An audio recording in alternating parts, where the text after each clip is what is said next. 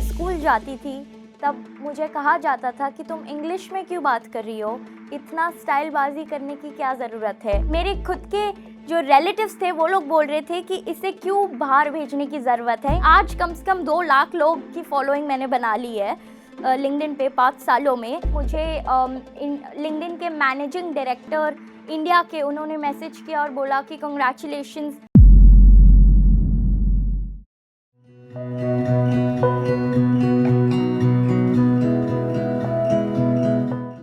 हाय, मेरा नाम राधिका बजौरिया है। मैं 23 साल की हूँ और आज मैं आप सबसे ये कहानी शेयर करना चाहूँगी मेरे जर्नी की कि मैं India's youngest LinkedIn top voices कैसे बनी।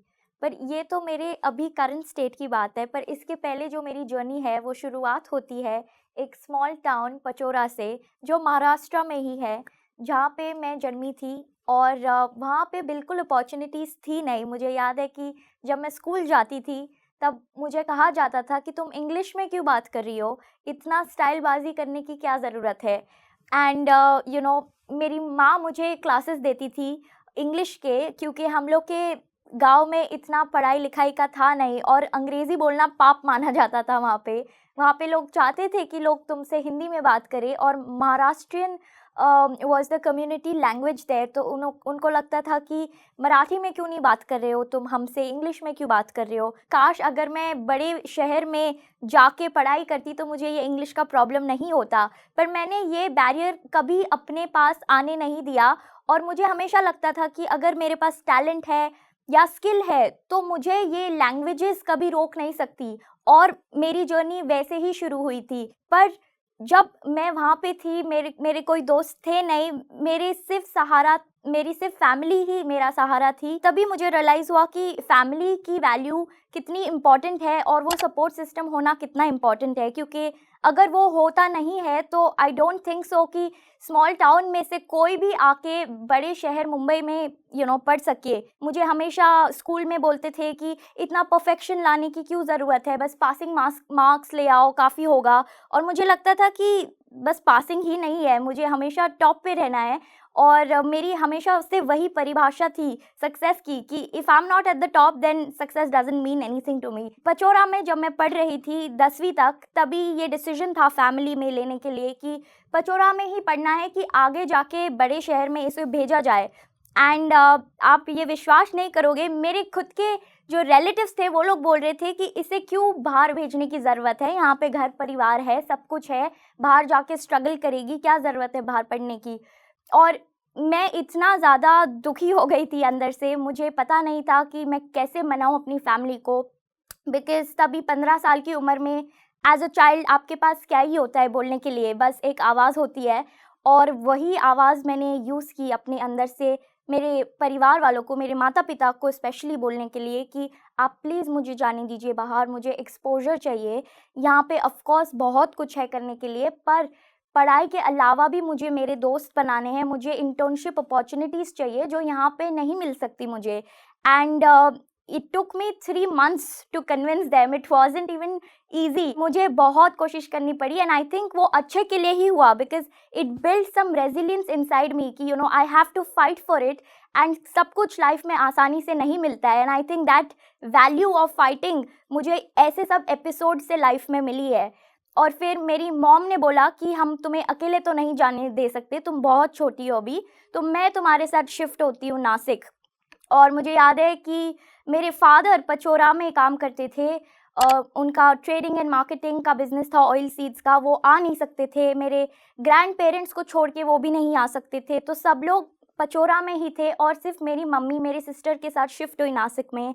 और बहुत डिफ़िकल्टी का फेस था, क्योंकि हम लोग को आदत थी जॉइंट फैमिली में रहने की। मैं मारवाड़ी घर से हूँ, तो वहाँ पे सब कुछ एक साथ मनाया जाता है, सारे सेलिब्रेशंस एक साथ किए जाते हैं। पर नासिक में आके ऐसा कुछ था नहीं और बहुत आइसोलेटेड भी फ़ील होता था कभी-कभी। पर ये कभी फीलिंग हमने हमारे अंदर आने नहीं दी, क्योंकि हम लोग हमेशा लार्जर पिक्चर पे फोकस करते रहे कि लाइफ में कुछ और बड़ा करना है। ये लोनलीनेस अभी के लिए ही फील हो रहा है, पर आगे जाके बहुत कुछ है लाइफ में करने के लिए।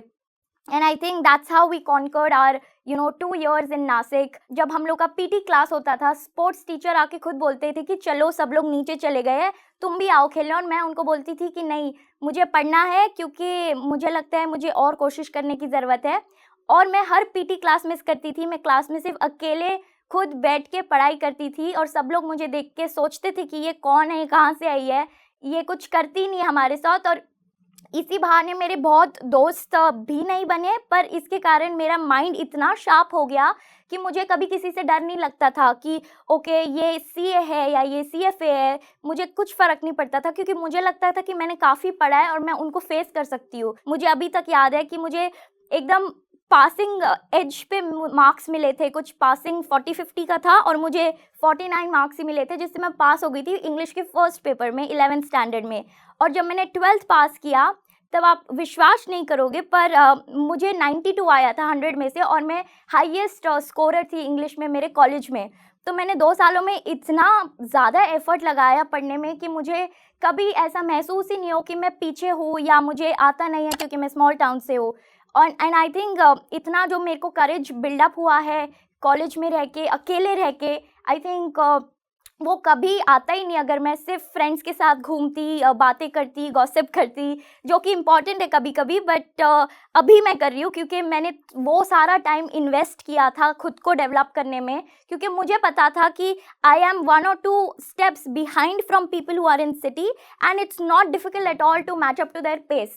And I took everything possible, everything that was needed to reach to their level, to shine brighter and bigger. वही सब छोटी चीज़ों से पेशेंस जो डेवलप हुआ है मेरे अंदर, आई think that has given me a lot of strength today also when I started writing on LinkedIn, because अगर वो पेशेंस नहीं होता मेरे में तो मैं छोड़ ही देती लिखना, क्योंकि रिजल्ट तो वैसे भी मुझे नहीं आया था LinkedIn पे 1 साल तक। फिर भी मैं लिखती गई ये सोच के कि कभी ना कभी तो मुझे आएगा रिजल्ट। तो यहाँ से मेरी लिंक्डइन की जर्नी भी शुरू हुई कॉलेज में ही, क्योंकि मेरे दोस्त नहीं थे। मैं लाइब्रेरी में अकेले बैठती थी, सोचती थी कि मैं क्या करूँगी, क्योंकि सारे लोग सीए पढ़ते थे या सीएफए।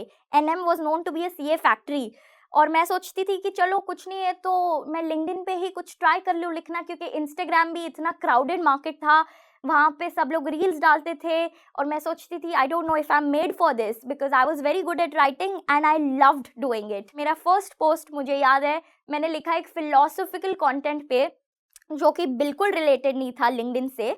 मैंने लिखा था जो मैं फील कर रही थी अंदर से, बिकॉज मुझे चाहिए था कि मैं एक डायरी में लिखूँ अपने थॉट्स, पर मुझे ये भी चाहिए था कि मेरा पर्सनल ब्रांड बने, वो विजन हमेशा क्लियर था फर्स्ट डे से। तो मैंने लिंक्डइन पे लिखा, और पहला पोस्ट मेरा पहले पोस्ट पे जो लाइक्स थे मेरे वो सिर्फ 3 थे, और मैं इतनी ज़्यादा डिसहार्टेंड हो गई क्योंकि मैंने उसमें 2-3 घंटा लगा दिया था लिखने के लिए।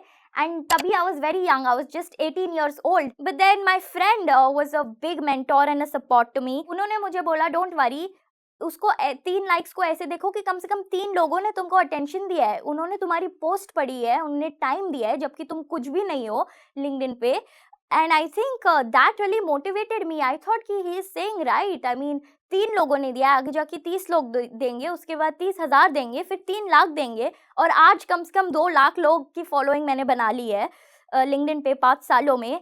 और इतना आसान नहीं रहा है जितना इतना आसानी से मैं नंबर्स बोल रही हूँ आप लोगों को, because every day in my internships I would sit till the late night, because मेरा बॉस मुझे याद है मैसेज करता था स्लैक पे कि Radhika it's office hours, focus on work, you can make your LinkedIn post later on, because जब post बनाते थे तब नोटिफिकेशन जाता था कनेक्शंस को, राइट, कि शी हैज़ पोस्टेड नाउ। तो मुझे हमेशा ऐसे नोटिफिकेशंस आते थे कि focus on your work, you can do this later. And मुझे कभी छोड़ना नहीं था लिंक्डइन पे लिखना, क्योंकि मैंने मन बना लिया था कि अभी करना है तो करना ही है। That's how my journey began. And recently in 2021 मुझे लिंक्डइन के मैनेजिंग डायरेक्टर इंडिया के, उन्होंने मैसेज किया और बोला कि congratulations, you are selected in the LinkedIn top voice category in the next generation list, which is a brand new list that we are starting now. And I was like, okay, that's a good news, but there still was a process to be followed. उन्होंने बोला कि आप form भरिए, हमने बस short list किया है आपको। तो आई वाज लाइक ओके, इतनी खुशी होने की ज़रूरत नहीं है, अभी और देखने की, और एग्जामिनेशन होने वाला है, and then let's see how it turns out to be. तो वो फॉर्म भरा मैंने, उसके बाद 2 महीने तक मैं रुकी थी, फिर मेल आया कि you are selected finally, congratulations. And then जब लिस्ट आई तब मैंने देखा कि I am the youngest there, I was just 21, मैंने सोचा कि बाकी लोग जो है लिस्ट में उनकी तो कंपनीज़ है या वो कहीं काम कर रहे हैं, कोई स्टूडेंट था ही नहीं। तो जब कॉल हुआ ग्रुप कॉल, मैंने मैनेजिंग एडिटर लिंक्डइन के जो लिंक्डइन के मैनेजिंग एडिटर थे उन्हें पूछा कि आपने मुझे लिस्ट में क्यों डाला है? आई मीन मैं लिखती हूँ वो तो एक बात है, पर मेरी क्रेडिबिलिटी तो है नहीं कोई इतनी, आई एम नॉट वर्किंग एनीवेयर। उन्होंने बोला, राधिका आप जो कंसिस्टेंसी के साथ लिखते हैं every single day without missing any day you right, और जो आपका क्वालिटी कंटेंट है वो बहुत लोगों के साथ रेजोनेट हो रहा है, इसीलिए हमने आपको लिस्ट में डाला है। क्योंकि एज अ स्टूडेंट आपके मन में हमेशा ये फियर होता है कि मैं कैसे लिखूं, मेरे को खुद को नहीं पता है तो मैं दूसरों को कैसे ज्ञान दे सकती हूँ।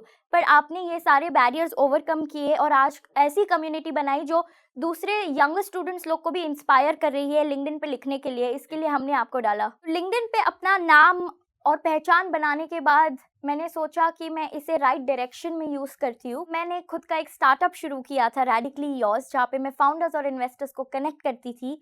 तभी मैंने देखा कि विमेन फाउंडर्स को इतना ज़्यादा चैलेंजेस फेस करने पड़ते हैं in terms of their network building, finding role models. वो लोग मुझे बोलते थे कि Radhika we don't have any women to look up to for their stories, all we see in the news channels are the men who are speaking about their subjects। मैं इतनी खुश हूँ क्योंकि मेरे चैनल पे ये लोग सब अपनी स्टोरी शेयर करते हैं कि वो लोग कौन से बैकग्राउंड से आए हैं, उन्होंने कैसे चैलेंजेस फेस किए, कितने सारे बायसेस थे विमेन के against, still they overcame it and they are ruling on the top of the world in their field, you know. और ऐसे प्लेटफॉर्म्स आजकल बहुत है दुनिया में, जैसे जोश टॉक्स आशा है, इतने सारे पावरफुल स्टोरीज वो शेयर कर रहे हैं विमेन की। वाइपिंग आउट द नॉर्म है जो मैं चला रही हूँ, जहाँ पे मैं विमेन लीडर्स की स्टोरी शेयर कर रही हूँ जो इन्वेस्टिंग में है।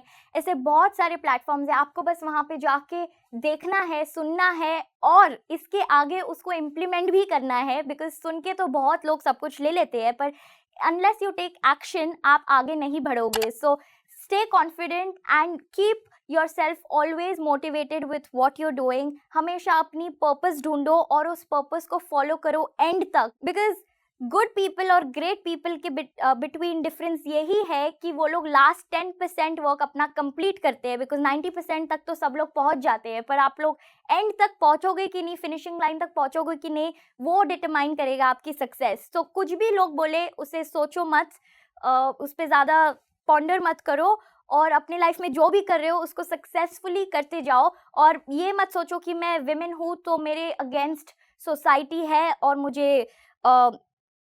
मुझे सपोर्ट नहीं है किसी का, ऐसा बिल्कुल मत सोचो। बिकॉज आज की दुनिया में सबको सपोर्ट है, टैलेंट को सपोर्ट है, स्किल को सपोर्ट है और आपको सपोर्ट है, अगर आप चाहो कि आप कुछ करना चाहते हो।